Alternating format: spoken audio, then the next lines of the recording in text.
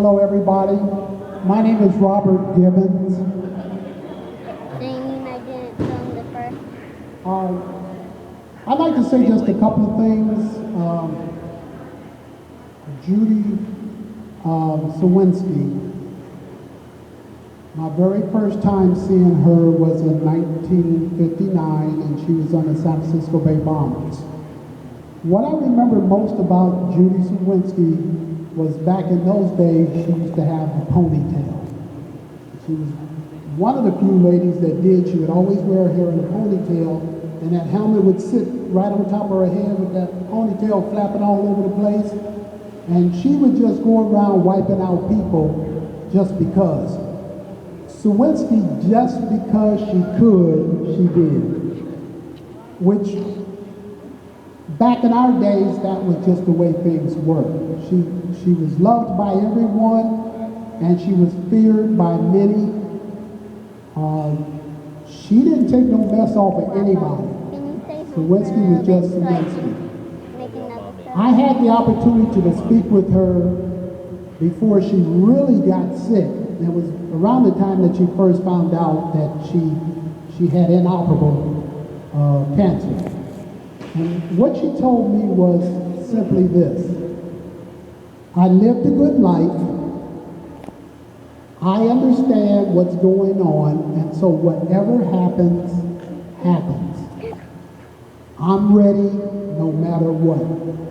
And for a Christian, that means that she had settled her score with God. She was ready to go if she had to, and she was going to do it her way. And I respect her for that and love her for that. Now, one of the things I'd need to say to everybody is that Hiroshi Koizumi from Japan called me yesterday, and he told me to tell everyone here that he misses everyone. He's sorry he could not have been here with Judy's passing, but everyone in Japan and I mean everybody on the Tokyo Bomber team, or everyone that was associated with the roller derby from Japan, loved Judy Sawinski, and they all sent their love. And Hiroshi said him and some of the other skaters are going to be coming out here to Philadelphia in November, so he wants to meet with Skip and see Skip and some of the skaters just to talk about Judy Sawinski. So they just wanted to really relay their love for Judy Sawinski to everybody. I have a letter from Gary Powers, who's the executive director of the National Roller Derby Hall of Fame, and it reads as this: when Judy Sawinski first saw roller derby in her hometown of Chicago, it was love at first sight. When she joined the San Francisco Bay Bombers in the summer of 1959, few had any idea what an impact Judy would have upon the sport. She became an instant star in the original roller derby, then joined the Los Angeles Thunderbirds in 1961, where over the next 8 years, she would learn her craft and perfect her skating style. When she became a women's captain of the New York Bombers in 1969, becoming the ultimate red shirt skater, she made her mark in the sport like few others. No one could sell a series, match race, or game better than the Polish ace. Even after the original roller derby ended, Judy was always there, skates in hand, ready to recreate the magic for any other enterprise.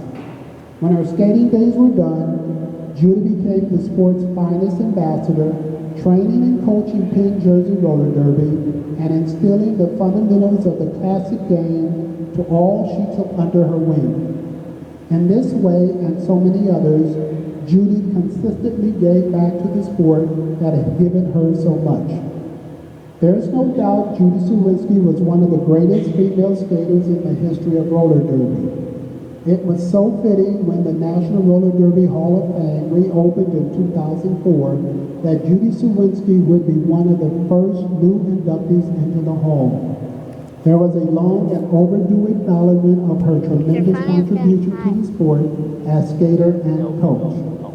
The memories of National Roller Derby Hall of Fame mourn the loss of our colleagues, but we will never forget her, and we will always celebrate her life and career as one of the legendary stars of the game. That was from Gary Powers of the Roller Derby Hall of Fame.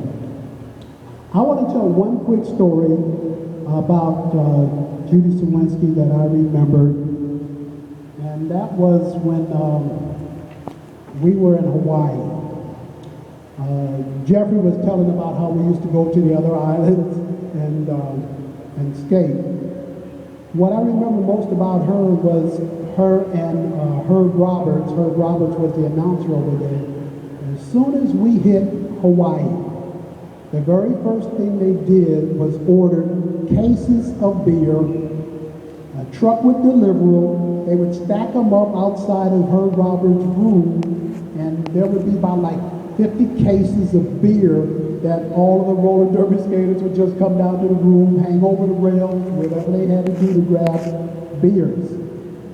One night, one of the skaters came down to get the beer, and there was only like maybe 2 or 3 cases, and Judy Sawinski told them they couldn't have any. She wanted that beer for her. So that's one of the things that I remembered about her. Her love, her compassion for roller derby was like all of roller derby people. There was a love and compassion she always gave, she never took, and I just respect her, and I will miss her. Thank you very much.